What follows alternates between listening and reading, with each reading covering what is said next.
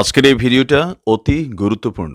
দেখা মাত্র প্রত্যেকটা বাংলাদেশী নাগরিক এটা ভিডিওটা শেয়ার করে দিবেন, কারণ আমি যে তথ্যগুলো দিচ্ছি। নমস্কার, খবরের অন্তরালের খবর নিয়ে ক্যালকাটা ডায়ালগস থেকে মনোজ দাস বলছি। 23শে সেপ্টেম্বর গতকাল নিউ ইয়র্কে জাতিসংঘের সাধারণ পরিষদের অধিবেশনের সাইড লাইনে অস্থায়ী প্রধান উপদেষ্টা বাংলাদেশের মোহাম্মদ ইউনূস, তিনি আমেরিকার দক্ষিণ ও মধ্য এশিয়ার বিশেষ দূত এবং ভারতে মার্কিন রাষ্ট্রদূত হিসেবে মনোনীত সার্জিও গোরের সাথে বৈঠক করেছেন। এই বৈঠকে ইউনূস ফেব্রুয়ারি 2026 সালে স্বাধীন, সুষ্ঠু ও শান্তিপূর্ণ নির্বাচনের প্রস্তুতির বিষয়ে আশ্বাস দিয়েছেন আমেরিকার যে প্রতিনিধি সার্জিস গোরকে তিনি আশ্বাস দিয়েছেন। কারণ আপনারা জানেন যে আমেরিকা বাংলাদেশে নির্বাচনটা করিয়ে নেওয়ার জন্যে এবং নির্বাচনটা হয়ে গেলেই বিএনপিকে ক্ষমতায় বসিয়ে তাড়াতাড়ি যাতে ওই হিউম্যান করিডর, চট্টগ্রাম বন্দর, তারপরে সেন্ট মার্টিনস আইল্যান্ডস, এইগুলো নেয়ার জন্য তারা একেবারে উঠে পড়ে লেগেছে, একেবারে ভীষণ ব্যস্ততার জন্য। তো এই বৈঠকে আঞ্চলিক সহযোগিতা, এছাড়াও আঞ্চলিক সহযোগিতা সার্ক, সেই সার্কের পুনরুজ্জীবন, রোহিঙ্গা সংকট এবং বাংলাদেশের বিরুদ্ধে অপপ্রচার মানে ইউনূস মনে করেন যে বাংলাদেশের খুব ভালো চলছে, তার রাষ্ট্র, তার দেশ খুব ভালো চলছে, খুব ভালো চালাচ্ছেন তিনি, কেবল তার বিরুদ্ধে অপপ্রচার করে কেবল তার সম্মানহানি করা হচ্ছে। এইটা নিয়ে তিনি সার্জিও গোরের সাথে তিনি আলোচনা করেছেন।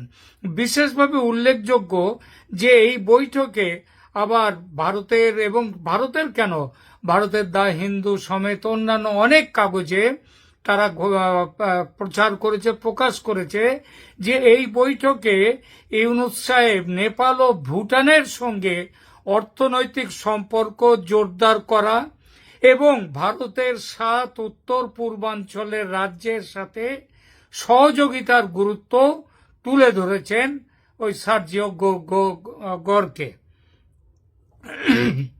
এটা দেখুন, গত কয়েক মাসে মোহাম্মদ ইউনূস ভারতের উত্তর পূর্বাঞ্চল নিয়ে বেশ কয়েকটি বিতর্কিত বক্তব্য দিয়েছেন। এমনকি তখনও তিনি ক্ষমতায় বসেননি, তার আগেই যখন তার কাছে প্যারিসে যখন খবর গিয়েছিল যে তাকে ডাকা হচ্ছে প্রধান উপদেষ্টা করার জন্যে, তখন তিনি সাংবাদিকদেরকে বলেছিলেন যে ভারত যদি তার বিরোধিতা করে তাহলে তিনিও উত্তর পূর্বাঞ্চলে তিনিও অনেক কিছু করতে পারেন, গোলমাল করতে পারেন। তো এরপরে মার্চ 2025-এ চীন সফরের সময় তিনি বলেছিলেন যে ভারতের 7টি রাজ্য স্থল বেষ্টিত, তাদের সমুদ্রে যাওয়ার কোনো রাস্তা নেই, আর সমুদ্রে যাওয়ার একমাত্র রাস্তা হচ্ছে বাংলাদেশ, এবং তারাই হচ্ছেন সমুদ্রের রক্ষক, গার্ডিয়ান অব দ্য ওশেন। তিনি চীনকে আমন্ত্রণ জানিয়ে বলেছিলেন যে এটা চীনা অর্থনীতির একটি সম্প্রসারণ হতে পারে এই নর্থ ইস্টের রাজ্যগুলো, সে মানে এটা ভারতের রাজ্য এগুলো, কিন্তু উনি ওখানে বলছেন চীন ওই রাজ্যগুলো নিয়ে তারা তাদের চীনের অর্থনীতিটাকে বাড়িয়ে নিতে পারে, এবং যাবে কোন দিক দিয়ে, যাবে বাংলাদেশের ওপর দিয়ে। তিনি সেগুলোও বলে দিয়েছিলেন, সেখানে থামেননি। তারপরেও তিনি বলেছিলেন শিলিগুড়ি করিডর বা চিকেন স্নেক কেটে দিলে ভারতের 7 রাজ্য যে আলাদা হয়ে যাবে ভারত থেকে, এবং ভারতের তখন যে পুরোটাই চীনের এসে যাবে, এইরকম ইঙ্গিতও তিনি দিয়েছিলেন, চীনকে এগিয়ে আসতে বলেছিলেন। শুধু ইউনূস নয়, তার সঙ্গে তার ওই সভাসদদের অনেকেও তখন এই সবগুলো বলতেন খুব জোরদার। এরপরে মে 2025-এ নেপালের ডেপুটি স্পিকারের সাথে এক বৈঠকেও তিনি বাংলাদেশ, নেপাল, ভুটান এবং 7 সিস্টার্সের জন্য একটি সমন্বিত অর্থনৈতিক পরিকল্পনার প্রস্তাব দিয়েছিলেন। ভারতের উত্তর পূর্ব রাজ্যগুলো ভারতের অংশ। সেই সব রাজ্য নিয়ে সমন্বিত অর্থনৈতিক পরিকল্পনার প্রস্তাব ভারতকে দেওয়া উচিত ছিল ইউনূসের, তা তিনি দেননি। দিচ্ছেন কাদেরকে? দিচ্ছেন, আগে দিয়েছেন চীনকে, এখন দিচ্ছেন আমেরিকাকে। মানে কি বোঝায় এটা থেকে? ঘোড়া ডিঙিয়ে ঘাস খাওয়ার চেষ্টার থেকেও এটা খারাপ, তাই না? কারণ এটা তো ঘোড়ারই শরীর, এটা তাকে ডিঙিয়ে যাওয়ার কোনো দরকার নেই, তাই না? স্বভাবতই ইউনূসের এসব বক্তব্যে ভারতে তীব্র প্রতিক্রিয়া দেখা দিয়েছে। আসামের মুখ্যমন্ত্রী হিমন্ত বিশ্ব শর্মা এই মন্তব্যগুলোকে আপত্তিজনক এবং গভীরভাবে নিন্দনীয় বলেছেন। ভারতের মানুষের ক্রোধ প্রকাশিত হয়েছে বিশ্ব শর্মার আরেকটি কথায়। তিনি বলেছেন, বাংলাদেশ যেন ভুলে না যায় ভারতের একটা চিকেন স্নেক নিয়ে তাদের খুব মাথা ব্যথা, কিন্তু তাদের দুটো চিকেন স্নেক আছে, একটা চট্টগ্রামের ওখানে আর একটা দক্ষিণ দিনাজপুর থেকে একবার আসামের গারো পাহাড় অবধি। ওইটা কেটে দিয়ে দিলে তাহলে রংপুর ডিভিশন এটা সম্পূর্ণ আলাদা হয়ে যায়। ভারত সরকারের অর্থনৈতিক উপদেষ্টা পরিষদের সদস্য সঞ্জীব সান্যাল তিনিও প্রশ্ন তুলেছেন যে ভারতের 7টি রাজ্য স্থলবেষ্টিত থাকার তাৎপর্য কি? এটা তো ভারতেরই অংশ, আর ভারতের যত বড় সামুদ্রিক ফ্রন্টলাইন আছে, সমুদ্র সীমা আছে, সেটা তার ধারে কাছেও বাংলাদেশ নেই। খুব কম দেশেই আছে এশিয়ার যাদের ভারতের মতো এত দীর্ঘ সমুদ্র রেখা আছে যার। ভারতীয় প্রতিরক্ষা বিশেষজ্ঞ যারা, তারা ইউনূসের এইসব কথাকে হুমকি হিসেবে এবং ভারতের সার্বভৌমত্বের জন্য চ্যালেঞ্জ হিসেবে দেখছেন। এসব বিষয় যে ট্রাম্প সাহেব জানেন না তা কিন্তু নয়, কিন্তু সব জেনেও ট্রাম্প প্রশাসনের অবস্থান বাংলাদেশের ব্যাপারে অত্যন্ত জটিল। ট্রাম্প গত ফেব্রুয়ারিতে হোয়াইট হাউসে মোদিকে পাশে বেশি বসিয়ে বলেছিলেন যে তিনি বাংলাদেশের বিষয়টি প্রধানমন্ত্রী মোদির ওপরে ছেড়ে দিচ্ছেন, যে কথাটা ইঙ্গিত দেয় যে আমেরিকা বাংলাদেশের আভ্যন্তরীণ বিষয়ে সরাসরি হস্তক্ষেপ করতে চায় না। এই দায়িত্ব এখানকার যে এই অঞ্চলের এই প্রভাব, সেটা ভারতের ওপরে, ভারতকে তিনি দিতে চান। তো এর বিষয়ে সার্জিও গোর ভারতকে কৌশলগত অংশীদার হিসেবে বলেছেন এবং বলেছেন যে আমরা ভারতের কাছ থেকে অন্যান্য দেশের চেয়ে বেশি প্রত্যাশা রাখি। এটা স্পষ্ট করে যে আমেরিকা ভারতের সাথে তার সম্পর্ককে অগ্রাধিকার দিচ্ছে। তা সত্ত্বেও কার্যক্ষেত্রে এমন কিছু বিতর্কিত কাজ করছে আমেরিকা যা সরাসরি ভারতের স্বার্থ বিরোধী। সাম্প্রতিক মাসগুলোতে চীন, পাকিস্তান ও বাংলাদেশের মধ্যে ত্রিপক্ষীয় একটা সহযোগিতা বৃদ্ধি পেয়েছে। এ ব্যাপারে তার একটা চুক্তিও করেছে চীনে বসে।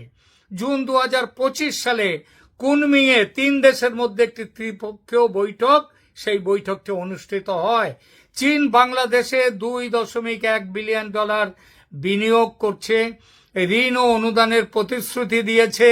এই ত্রিপক্ষীয় সহযোগিতা ভারতের জন্য একটা কৌশলগত উদ্বেগের বিষয়, কারণ এটা দক্ষিণ এশিয়ায় একটি নতুন শক্তির ভারসাম্য তৈরি করছে। তারপরেও বাংলাদেশের সঙ্গে নর্থ ইস্ট এর 7 রাজ্য নিয়ে আলোচনা আমেরিকার দুমুখ নীতির প্রকাশ। সবচেয়ে বড় কথা, আমেরিকা কেন এই অল্প দিনের মেহমান অস্থায়ী ইউনূস সরকারের সাথে আলোচনায় বসছে? কারণ ছাড়া কাজ হয় না। আওয়ামী লীগকে বাইরে রেখে যাও একটা নির্বাচন করিয়ে বাংলাদেশকে দখল করা হচ্ছে আমেরিকার মূল লক্ষ্য। দ্বিতীয়ত, রোহিঙ্গা সংকট সমাধানের একটা খুঁড়োর কল ঝুলিয়ে বাংলাদেশে সরকারকে পুতুল সরকারে পরিণত করা। এবং তৃতীয়ত, চীনের ক্রমবর্ধমান প্রভাব মোকাবেলায় দক্ষিণ এশিয়ায় নিজের প্রভাব বাড়িয়ে যেতে চাইছে আমেরিকা, আর সেটা ভারতের স্বার্থের বিরুদ্ধে। সব মিলিয়ে বর্তমান পরিস্থিতি একটি জটিল ভূরাজনৈতিক চ্যালেঞ্জ তৈরি করেছে। একদিকে আমেরিকা ভারতকে সবচেয়ে গুরুত্বপূর্ণ কৌশলগত অংশীদার, ভারতকে পুরনো বন্ধু হিসেবে বলছে, আবার অন্যদিকে বাংলাদেশের অস্থায়ী সরকারকে কবজা করে যা করতে চাইছে সেটা ভারতের কাছে হুমকি। ইউনূসের উত্তর পূর্বাঞ্চল নিয়ে বক্তব্য এবং চীনের সঙ্গে ক্রমবর্ধমান সম্পর্ক ভারতের জন্য গুরুতর নিরাপত্তা উদ্বেগ সৃষ্টি করেছে এবং এই উদ্বেগ থেকে বেরিয়ে আসবার জন্য যা প্রয়োজনীয় ব্যবস্থা সেটাও ভারত করবার সিদ্ধান্ত নিয়েছে এবং সে পথে এগিয়ে চলছে। সার্জিও গর ও মোহাম্মদ ইউনূসের বৈঠক দক্ষিণ এশিয়ার ক্রম পরিবর্তনশীল ভূ রাজনৈতিক যে একটা গতি, এই গতিশীলতার প্রতিফলন। ট্রাম্প প্রশাসনের বাংলাদেশের বিষয়ে ভারতের ওপর ছেড়ে দেওয়ার নীতি, সেটাকে ফেলে দিয়ে আমেরিকা তার নিজস্ব স্বার্থে বাংলাদেশের সাথে সম্পর্ক বজায় রাখছে, যা অনেক সময় স্পষ্ট ভারতের স্বার্থ বিরোধী।